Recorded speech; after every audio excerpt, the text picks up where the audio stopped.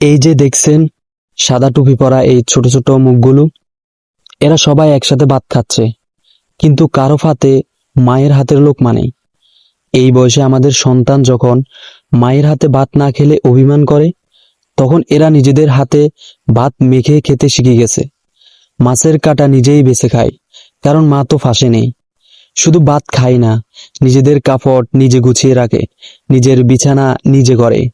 সে বয়সে, যে বয়সে খেলনার জন্য বায়না করার কথা, সে বয়সে ওরা নিজেদের জীবনটাকে একা একা গুছিয়ে নেওয়া শিখে গেছে।